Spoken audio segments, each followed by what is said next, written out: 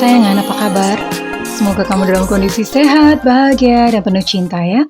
Ketemu lagi dengan saya, Sada Bahiti, dan kali ini saya ditemani oleh Cemplon Suklepon Empon-Empon, dan kita mau ngebahas tentang tanda-tanda jodoh sudah dekat di dalam kehidupan kamu ya. Dan ini sifatnya adalah general reading, energi kolektif yang ditangkap, dan ini untuk all zodiak ya, semua zodiak.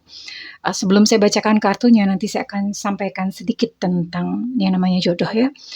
Oke, dan once again thank you buat kamu yang udah like, subscribe, dan komen. Aku mau doa khusus buat kamu ya. Oke, tarik nafas. Aku mengambil energi matahari, aku mengambil energi bulan, aku mengambil energi semesta. Oke. Buat kamu yang sudah memberikan energi positif untuk channel ini, diberikan kepada kamu cinta di dalam hati kamu, dilembutkan hati kamu sehingga kamu mulai merasakan cinta, mulai merasakan welas asih dan kecantikan atau ketampanan, inner beauty keluar dari dalam diri kamu dan terpancar ke dalam semesta. Syukur dan bahagia terpancar sehingga semesta pun akan merespon dan membalasnya kepada kamu dengan cinta yang baik dan kehadiran orang-orang yang baik. Oke, terima ya. Dan yang belum subscribe, ditungguin ya, karena dengan subscribe kita akan lebih mudah untuk terkoneksi. Oke. Sambil saya shuffle kartu. Oke. Jodoh ya. Tanda-tanda jodoh sudah dekat. Well, tanda jodoh sudah dekat adalah ketika kamu mulai menyadari bahwa kebahagiaan kamu itu ada di dalam diri kamu sendiri.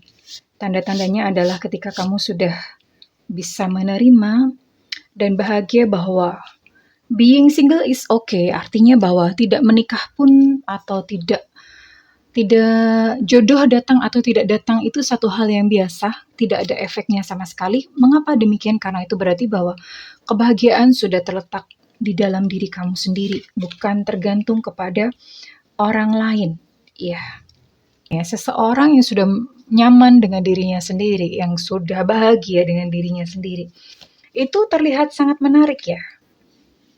Terlihat sangat menarik, terus kemudian ya biasanya seperti itu semesta kehadirannya. Bukan hanya kepada jodoh sih, untuk segala hal yang termasuk kesuksesan, keberhasilan. Semesta memiliki sistem bahwa ketika kamu sudah mulai bisa melepas kemelekatan, justru yang diharapkan itu malah datang. Sebetulnya nggak diharapkan juga ya, karena harapan itu termasuk kemelekatan ya, berharap itu masih melekat. Nah, pada kondisi ini biasanya sudah nggak berharap lagi, udah. Tapi tidak berharapnya bukan berupa apati kayak pesimis, itu bukan. Lebih kepada sudah merasa nyaman, sudah bahagia dengan diri sendiri ya. Jadi udah bahagia begitu saja. Ada pasangannya, syukur, alhamdulillah. Enggak pun juga tidak apa-apa. Kayaknya saya tumpuk aja ya, kan ini kartunya lumayan banyak.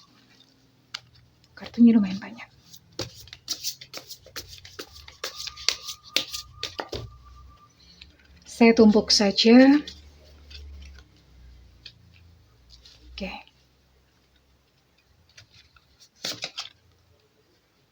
Oke. Untuk tarotnya di sini ada Sage of Wands dan juga ada Two of Pentacles reverse. Ini banyak banget ya, saya pakai berbagai macam oracle untuk menguak luka-luka batin juga, menguak apa yang belum beres, karena mengetahui akar dari sebuah emosi itu akan menyembuhkan dan kamu bisa menuju menjadi satu pribadi yang peaceful, yang utuh. Oke. Aha. Banyak banget. Ini mungkin agak panjang nanti videonya. Mudah-mudahan teman-teman gak bosen ya. Karena kalau biasanya saya berbicara atau ngobrolin tentang pemberdayaan diri, biasanya sangat kurang peminatnya. Padahal ini justru yang mengubah hidup, benar-benar mengubah hidup ya. Dan semua yang saya katakan di sini itu saya sudah praktekkan. Jadi saya bukan hanya sekedar sharing tentang teori, no. Ya, dari pengalaman kehidupan saya mempraktekkan banyak hal dan ini adalah salah satunya. Oke.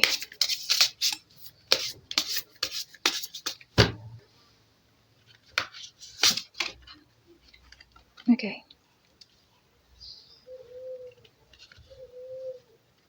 Wow, keren banget. Oke. Oke.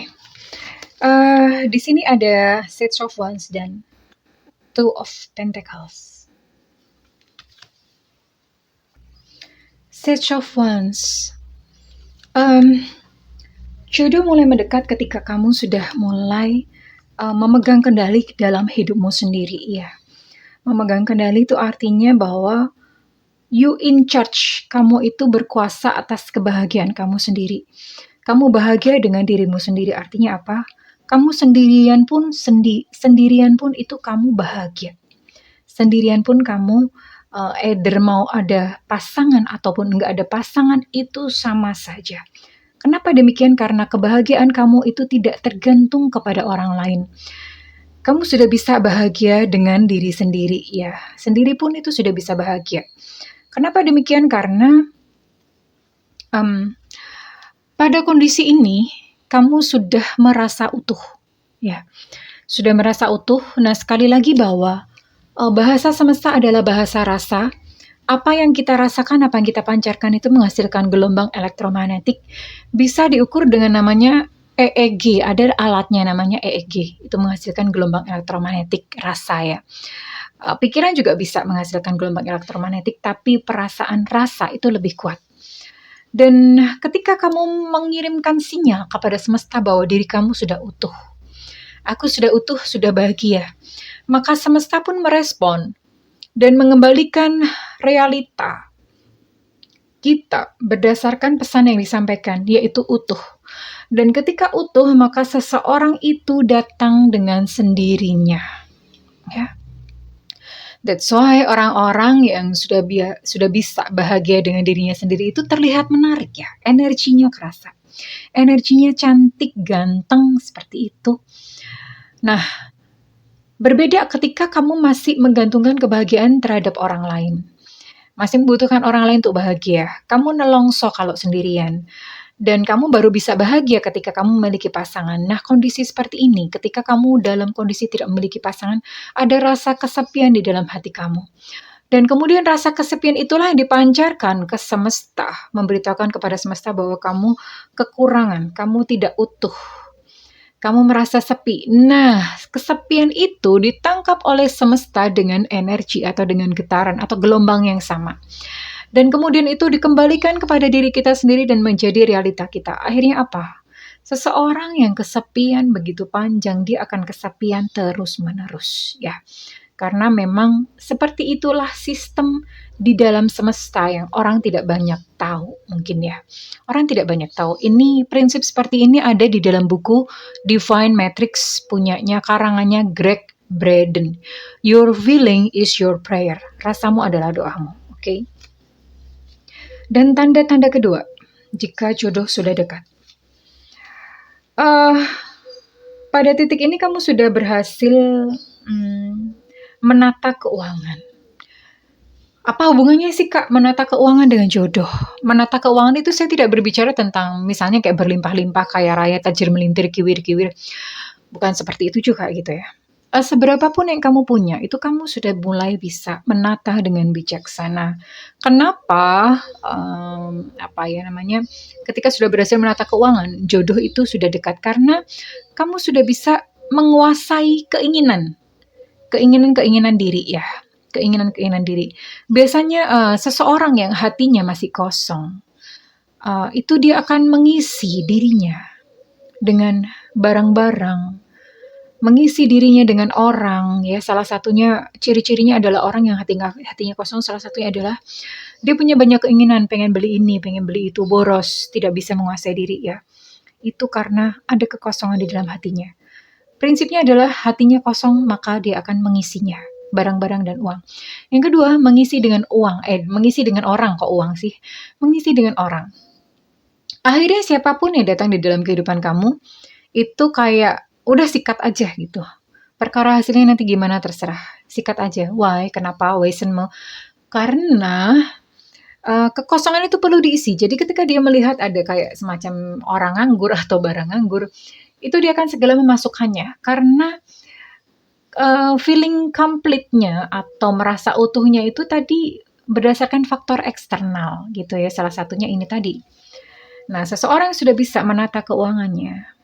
Dia sudah merasa utuh, sudah merasa cukup ya. Dia tidak perlu kayak memboros-boroskan uang atau kayak ada semacam greedy terhadap uang, itu sudah tidak ada lagi ya. Karena dia sudah penuh. Oke, ini masih banyak banget. Mudah-mudahan teman-teman gak bosan. Allowing. Radical acceptance say yes.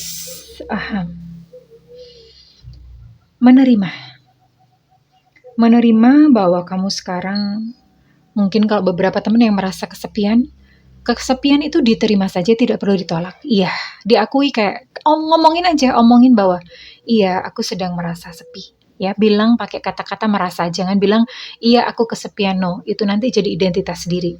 Tapi kita bilangnya adalah iya aku merasa kesepian. Aku memang sedang merasa kesepian. Ya, aku merasakan aku membutuhkan seseorang, dan itu adalah fully aware atau menyadari bahwa memang di dalam dirinya ada kekosongan.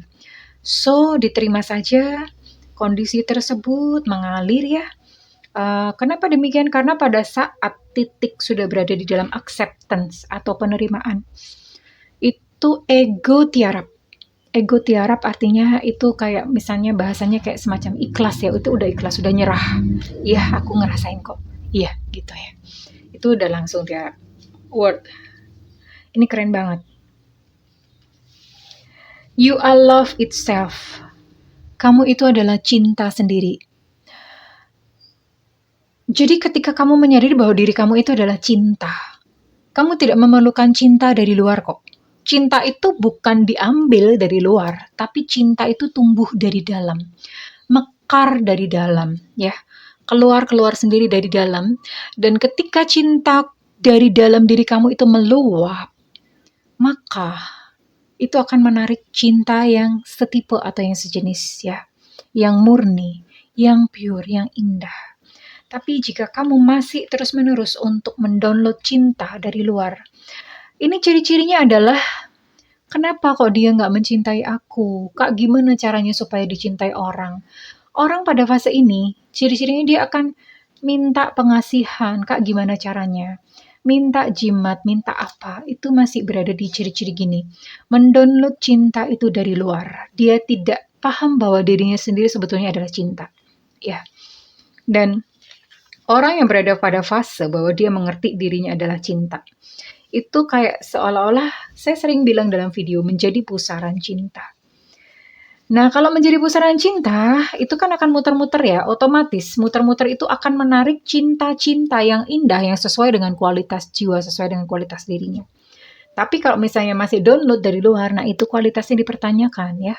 Karena kalau dari luar ya, tentu saja kualitasnya kualitas mereka, bukan kualitas kita. Oke. Mudah-mudahan bisa dipahami dan mudah-mudahan bisa dimengerti. Mudah-mudahan bahasa saya tidak terlalu rumit. Oh, dan beberapa dari kalian yang masih terjebak dalam kesadaran korban.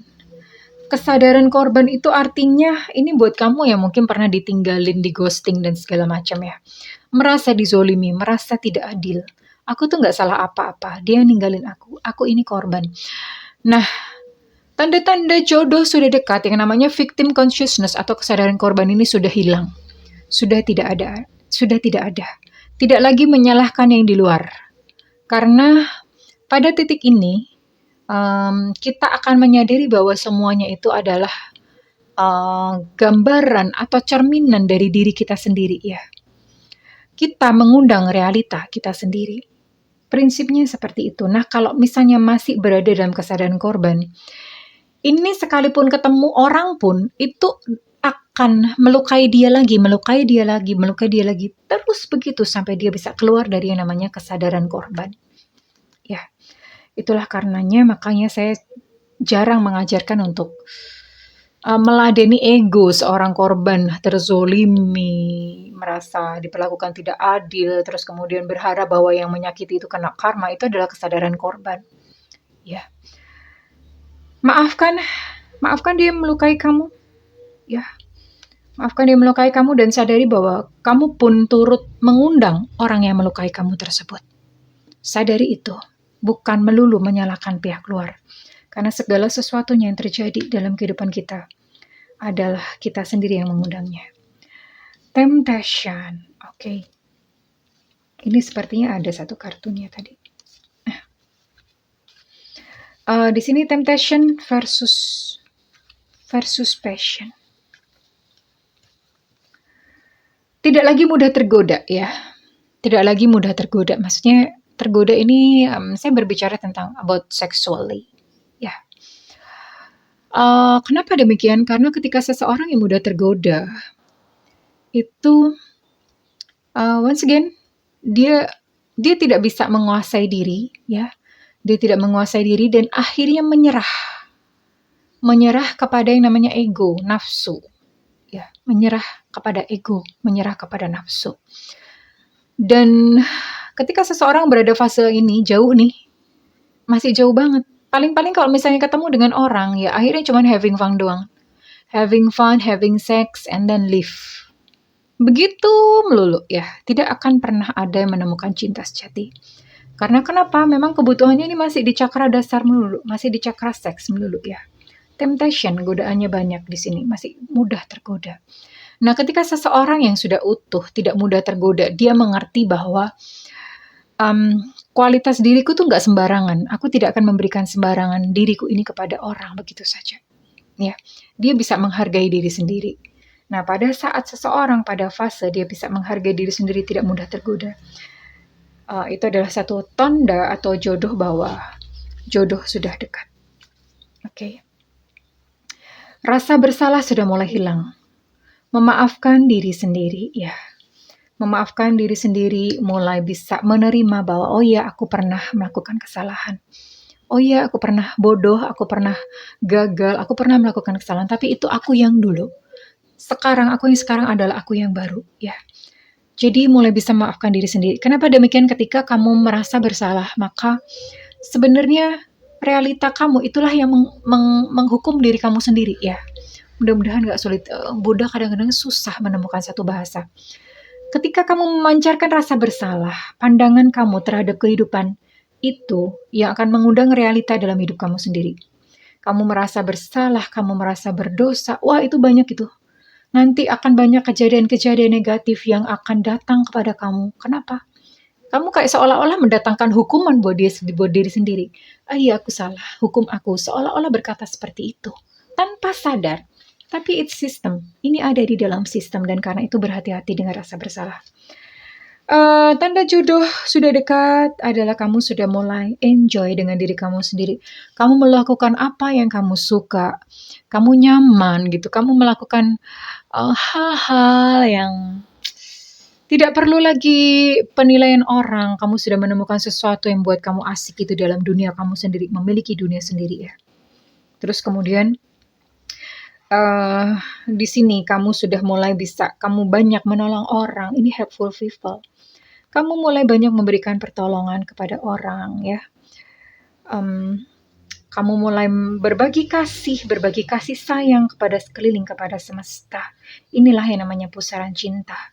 Karena menjadi pusaran cinta, otomatis tumbuh cinta yang meluap-luap dan kamu pun mulai bisa mencintai semua makhluk. Ini adalah tanda-tanda jodoh sudah dekat. Communicate clearly. Kamu mulai bisa jujur, berterus terang. Artinya begini, kalau kamu tidak suka atau kamu nggak mau, kamu akan jujur. Kamu bisa berkata, tidak, saya tidak mau.